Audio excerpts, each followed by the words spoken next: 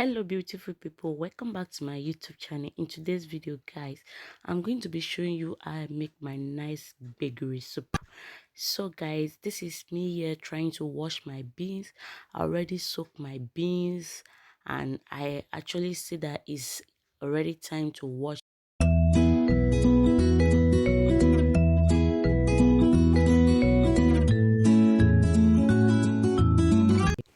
So guys, I just done washing my beans and let me show you the rest ingredients.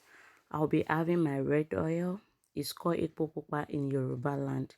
I'll be having my chopped onions. So guys, I'll be adding half of onions. I'll be having my crayfish, seasoning cube, my salt, and my garlic powder. So guys, I will be using my jabet to make it. You can actually use your blender, so it's not compulsory you must have this ijabe.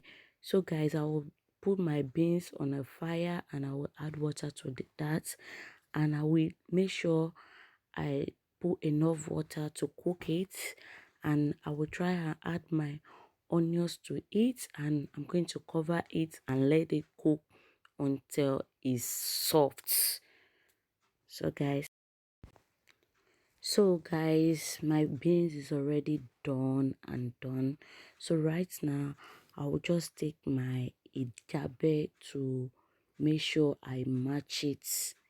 You can use your blender to blend it, but since I have this is what we are using in Africa, so I just let me use it because my mommy actually brought it from Africa the last time she. So right now guys, I'll go ahead to filter my gbegiri. The reason why you are filtering your gbegiri is because the gbegiri have to be smooth. So this is where the gbegiri is out, because it have to be smooth. So let's do that guys.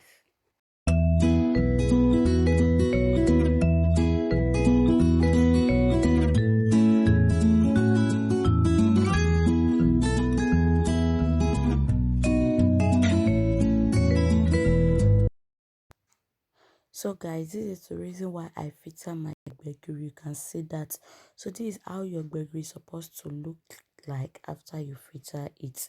So in this particular time guys, I'm just going to be adding my ingredients.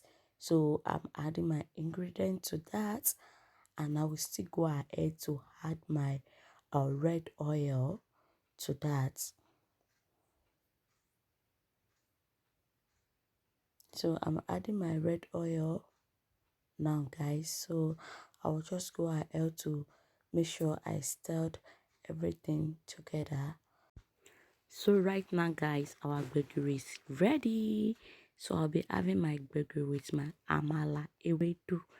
So look at that guys, see you in my next video. Bye.